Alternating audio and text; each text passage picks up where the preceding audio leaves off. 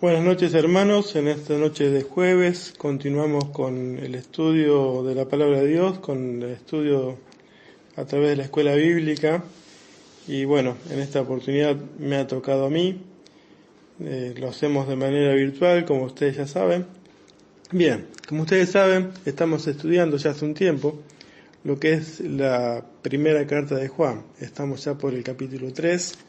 Hoy nos tocaría el versículo 4 a nosotros. La semana que viene el versículo 5.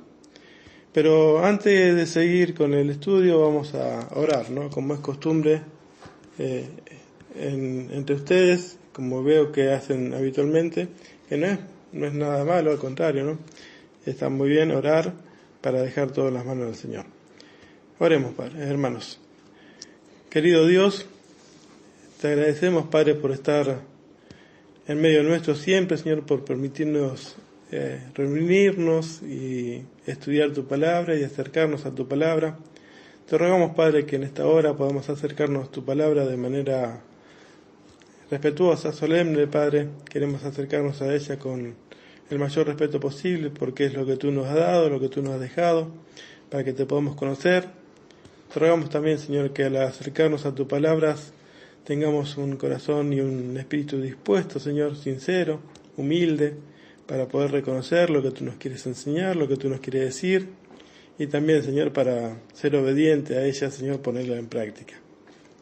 Te lo pedimos, Padre, te lo rogamos y pedimos que tú nos guíes en todas las cosas que hagamos para la gloria de tu nombre, para ser hijos obedientes, en el nombre de Jesús. Amén. Bien, como ya les comenté anteriormente, hoy nos toca leer el versículo 4 del capítulo 3, pero me gustaría que, si ustedes me permiten, leer y me acompañan, leer los primeros cinco versículos del capítulo 3. A mí me toca compartir con ustedes el versículo 4 hoy y el versículo 5 la semana que viene. Pero para tener una idea más o menos de lo que está hablando el pasaje, más allá que ya lo han leído en otras clases, quisiera leer estos 5 versículos juntos. Dice así la palabra de Dios. Mirad cuál amor nos ha dado el Padre para que seamos llamados hijos de Dios. Por eso el mundo no nos conoce, porque no le conoció a Él. Amados, ahora somos hijos de Dios y aún no se ha manifestado lo que hemos de ser. Pero sabemos que cuando Él se manifieste, seremos semejantes a Él, porque le veremos tal como es Él.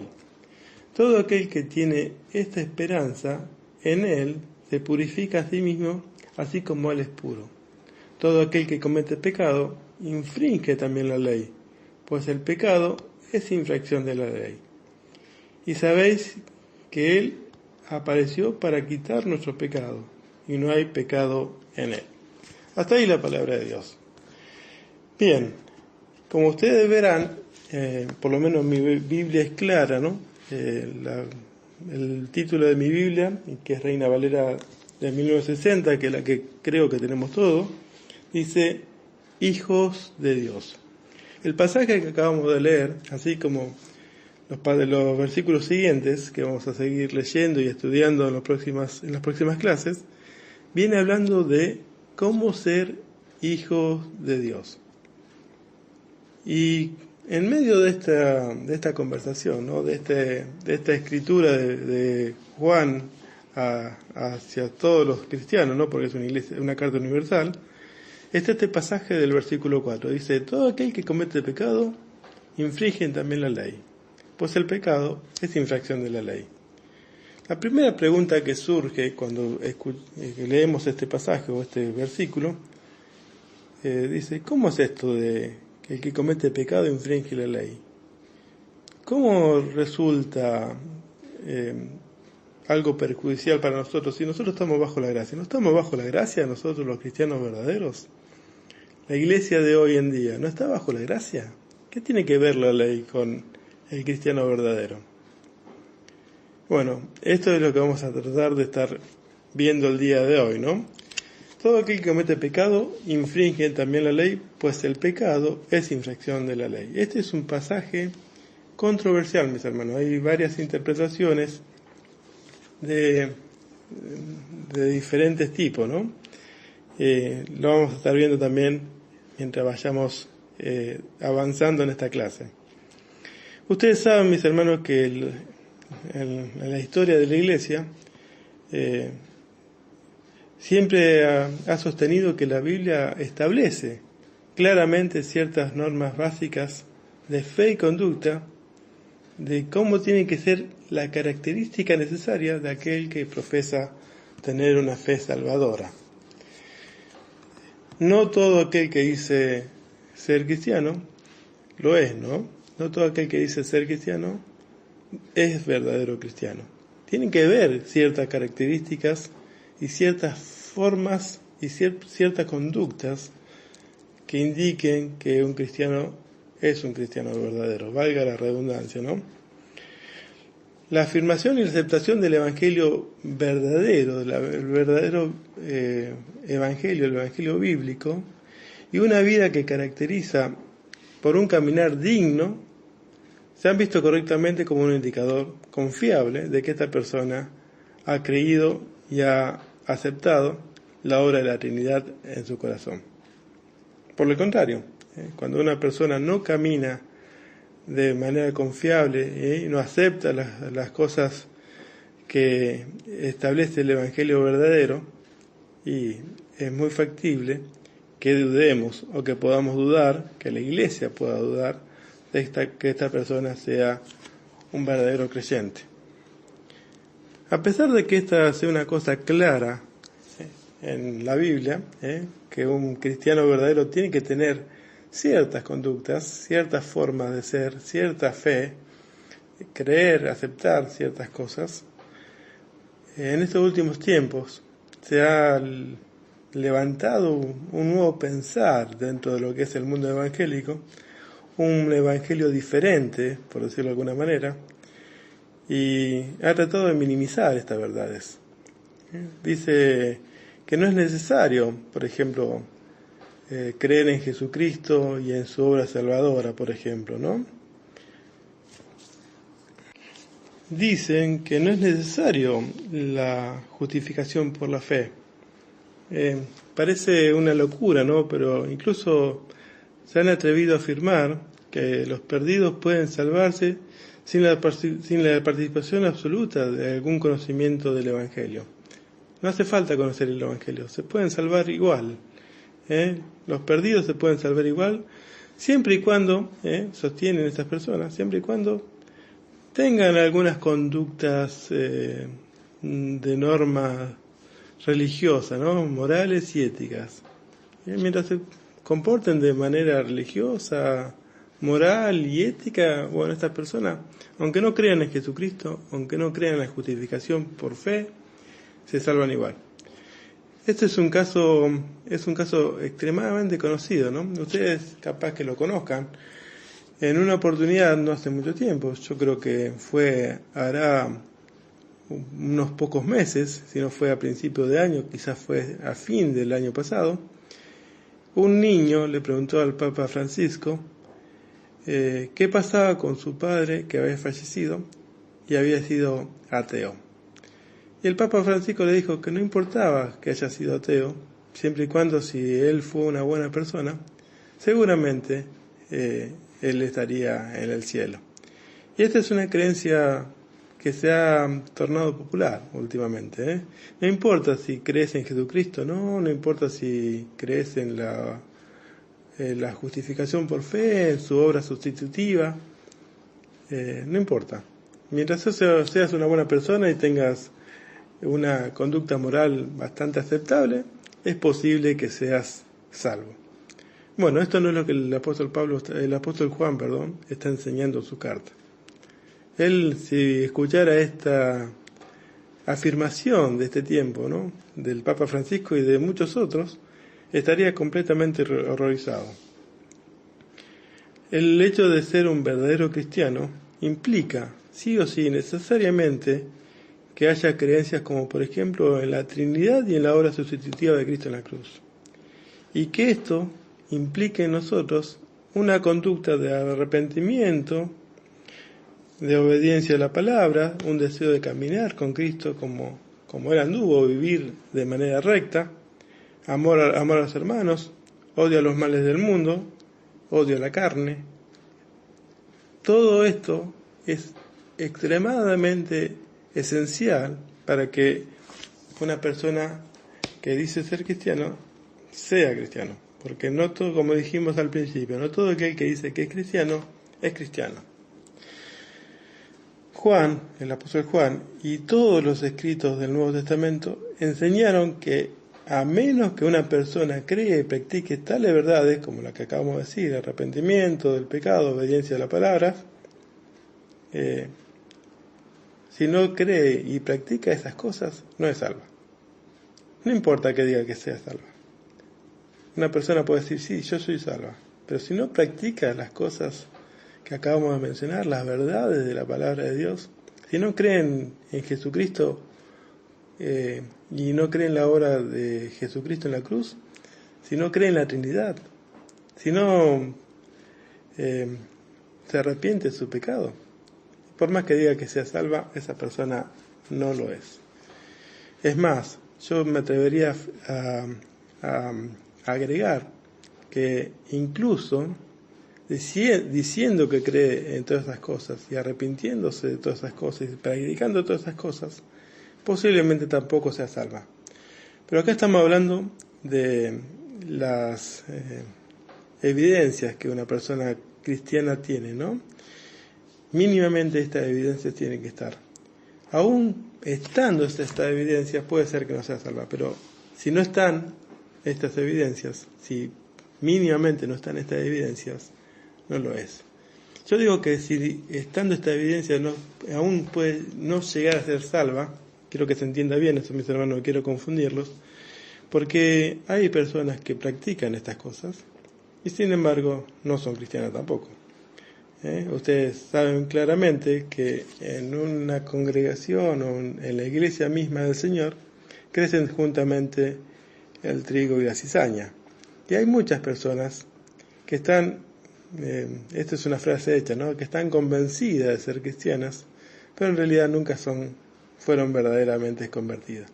Muchas personas que realmente creen que Jesucristo murió en la cruz, creen que tienen que arrepentirse, creen que tienen que obedecer la palabra de Dios, creen que tienen que seguir el camino de Cristo, creen que tienen que amar a los hermanos, creen que tienen que odiar al mundo, los males, el pecado, la carne, pero todo eso es una creencia superficial.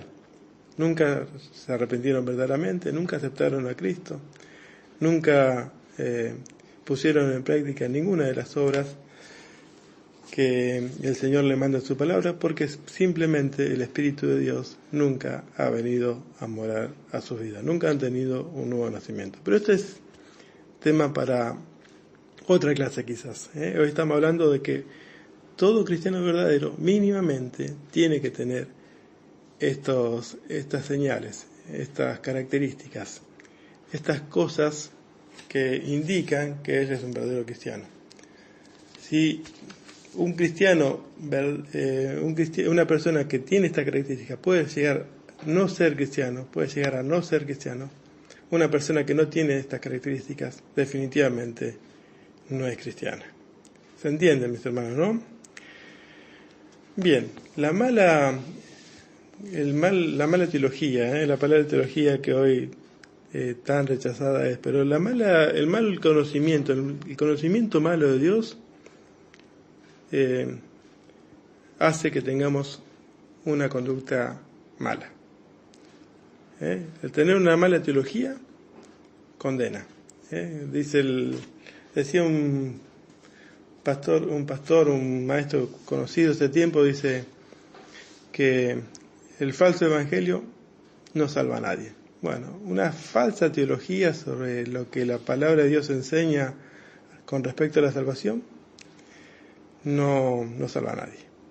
La mala teología condena, y una mala conducta de aquel que dice ser cristiano muestra una mala teología. La mala teología condena, el mal conocimiento de Dios condena, y una mala conducta de aquel que dice ser cristiano muestra una mala teología o un mal conocimiento de Dios. ¿Se entiende, mis hermanos, esto? Bien, volvamos al pasaje, ¿no? Al pasaje. Hay diferentes interpretaciones, como le dije anteriormente, como le acabo de decir. Y una de esas interpretaciones es, por ejemplo, dice que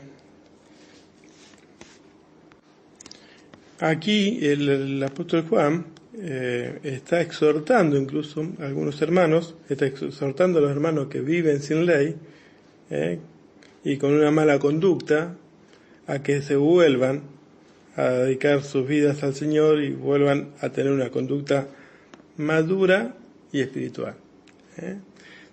Algunos eruditos contemporáneos, algunos teólogos contemporáneos dicen que acá el apóstol Pablo lo que está haciendo en realidad es exhortar a los cristianos sin ley, a los cristianos inmaduros, a que vuelvan a tener una vida espiritual. Pero esto realmente tiene una pequeña controversia, un pequeño encontronazo con el que el mismo apóstol Pablo enseña más adelante, ¿no? El apóstol más adelante enseña que todo lo que él escribió, Juan escribe en el epístola primera de Juan, capítulo 5, versículo dice que todo lo que él escribió es para permitirle a sus lectores que se examinaran con el fin de que pudieran saber si la fe que tenían era verdadera.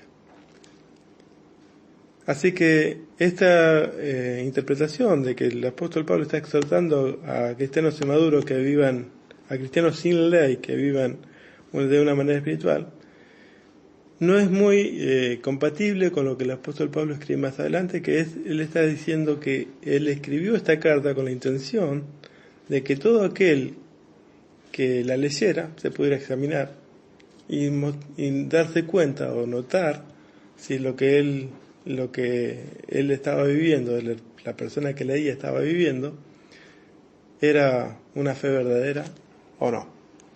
Así que esta interpretación ya es extraña y es un poco desechada, ¿no?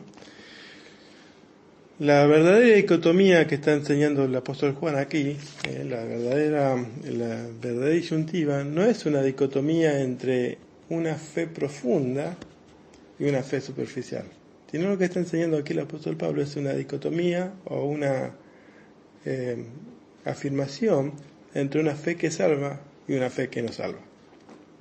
La dicotomía aquí no es una fe profunda y una fe leve, sino la dicotomía es la fe que salva con la fe que no salva. Esa es la verdadera dicotomía que podemos encontrar aquí. Otros no han entendido el verdadero significado de lo que es la fe que salva y interpretan, por ejemplo, que no es necesario el arrepentimiento, que el arrepentimiento es un sinónimo de la fe. O sea, que el arrepentimiento es igual a la fe. Entonces no hace falta el arrepentimiento para ser salvo. Con tener fe es lo mismo que tener arrepentimiento. Entonces no hace falta el arrepentimiento. Con la fe es suficiente.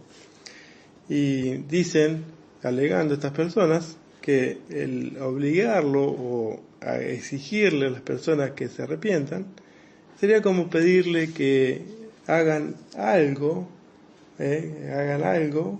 como una especie de obra para poder alcanzar su salvación. Por tanto, la salvación no podría hacer ningún cambio en el carácter de las personas. O sea, si yo le pido a la persona que se arrepienta, estoy como obligándolo a hacer una obra para salvarse. Y esta salvación no haría ningún cambio en su vida, ¿no? Como que si yo estoy haciendo a la persona, estoy pidiendo que haga obra para salvarse, entonces esa salvación sería un tanto inconclusa para esta persona porque no habría cambios en su vida. Esta falta de cambio podría hacer que esta persona que dice ser salva viva igual que una persona inconversa, una persona que nunca fue salva. que vive igual a aquellos que no son salvos.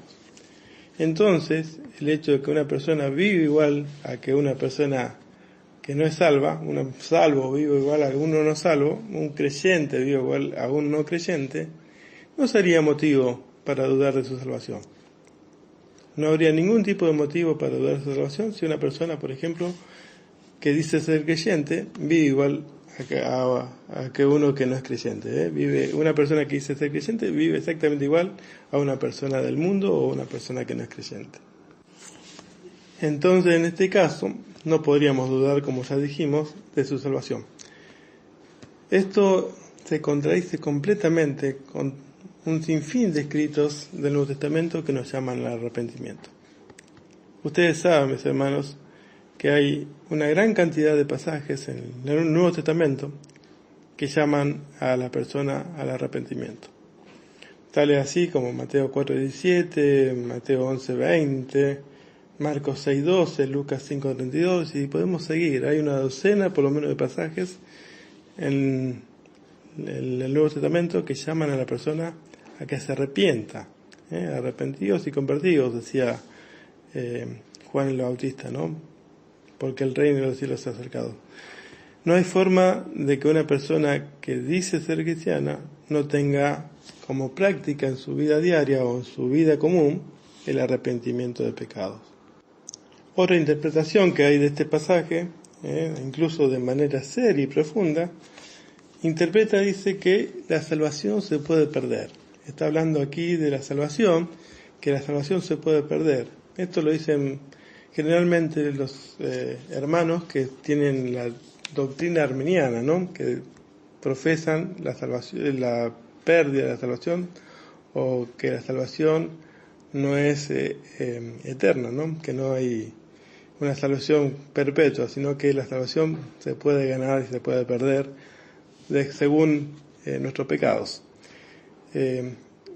Ellos dicen que la salvación se puede perder, y entonces el pasaje aquí está hablando de eso, ¿no? De que la salvación se pierde. Y ellos dicen, bueno, pero es posible que poco a poco uno vaya perfeccionándose y llegar a un punto en que uno es inmaculado, y ya en ese punto ya la salvación no se pierde. Pero el mismo apóstol Juan echa por tierra esta idea cuando en su pasaje dice, en el capítulo 1, versículo 8, dice: si decimos que no tenemos pecado, nos engañamos a nosotros mismos y la verdad no está en nosotros. En una interpretación similar o un error similar, hay quienes que interpretan o afirman que simplemente aquí está que el apóstol quiere decir que la naturaleza regenerada del creyente no puede pecar. Lo que estas personas quieren decir, en otras palabras, es que un creyente regenerado no puede pecar. Pero esto es como que intentan hacer una separación de la naturaleza regenerada del creyente con la naturaleza pecaminosa, como si el creyente tuviera dos tipos de naturaleza separada. Y esto sería lo que llamamos en teología una antinomia, ¿no? Hacer que la persona que es creyente viva directamente sin ley, que no haya ley alguna en su persona. Y sabemos a través de la palabra de Dios que una persona regenerada es un todo, es un conjunto, no se puede separar.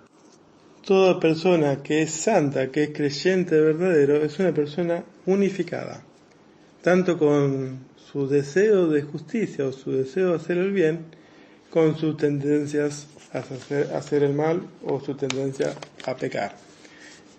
Esto vamos a leerlo, lo podemos afirmar bíblicamente a través de Romanos 7:18. Aquellos que me quieren buscar, que quieren buscar conmigo, o como dice el hermano David Larussi, siempre dice lo mismo, ¿no? Aquel que quiera puede hacer pausa, buscar el pasaje, leerlos, y después le vuelve a dar play, ¿no? Dice Romanos 7:18, es así: y yo sé que en mí, esto es, en mi carne, no mora el bien, porque el querer el bien está en mí, pero no el hacerlo. Aquí vemos claramente que la dicotomía del ser humano está entre el querer hacer el bien y el mal que mora también en él, ¿no? Entonces no hay una separación entre la parte regenerada del hombre y la parte pecaminosa del hombre. El hombre regenerado, el hombre santo, es una unidad. Está tanto la parte regenerada como la parte pecaminosa conviviendo en una misma persona. Así que esto de creer que el pasaje está refiriendo a personas que no tienen ley, también se echa por tierra. Otros explican este pasaje como que Juan está tratando de hablar de algo ideal, ¿no? Como que Juan está hablando de que los cristianos debemos intentar ser perfectos, pero no podemos serlo.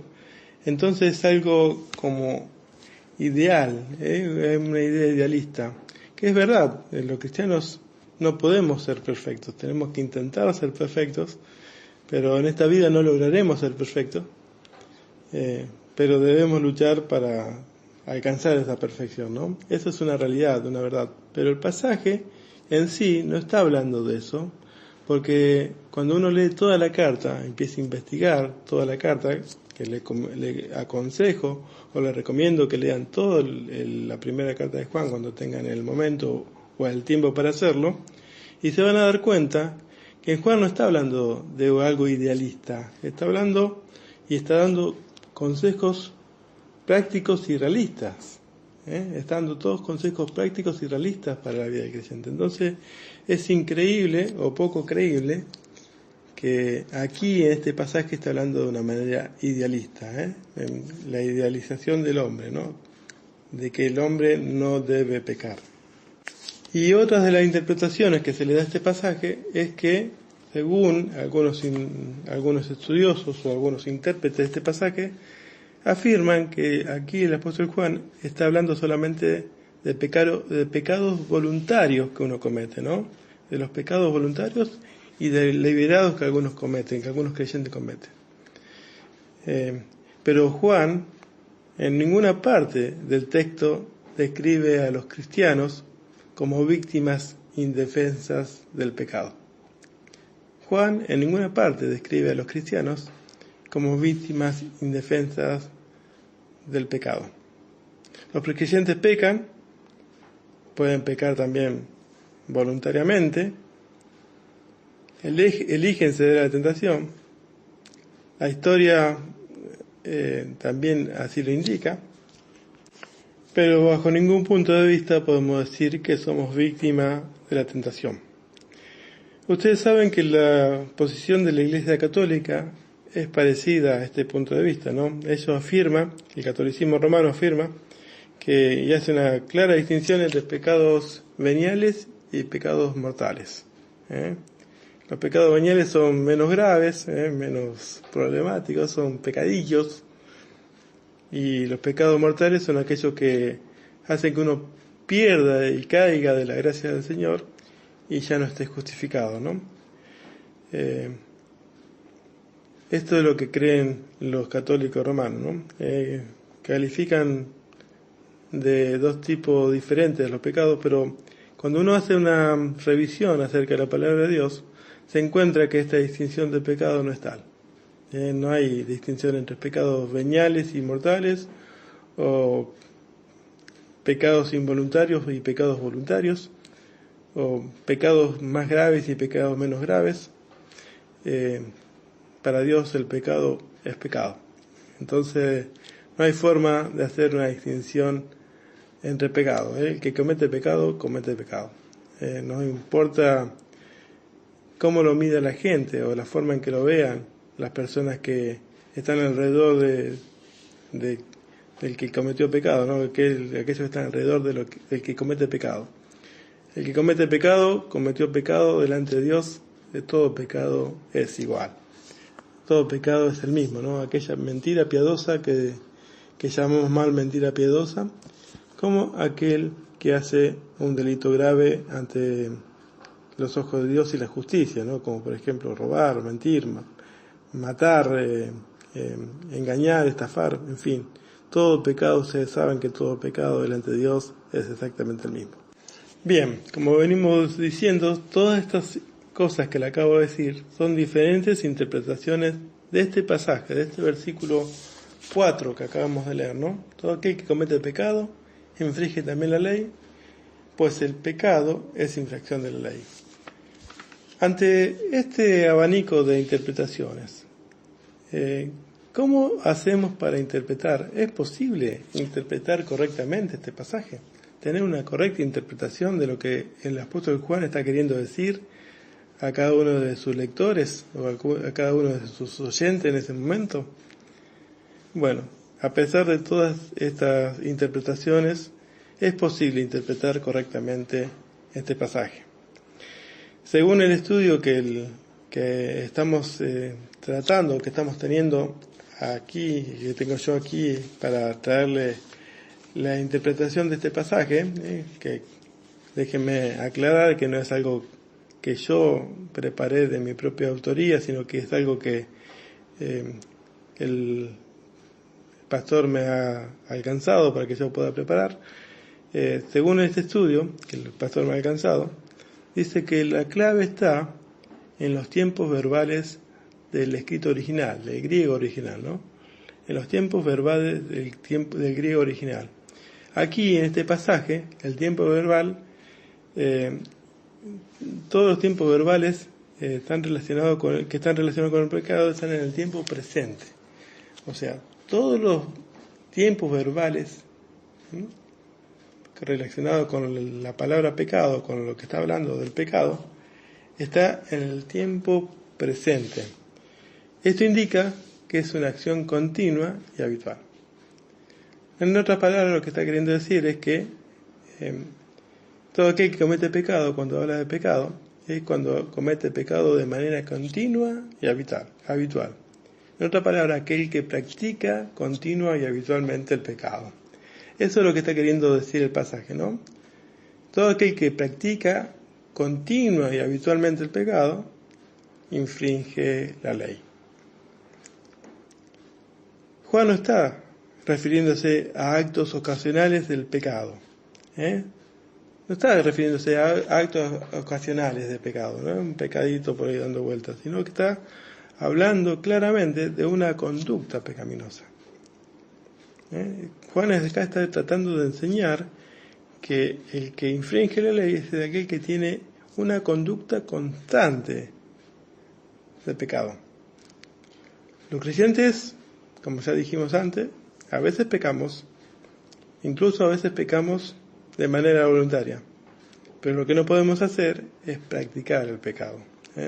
Los creyentes verdaderos no pueden practicar el pecado de manera habitual y persistente.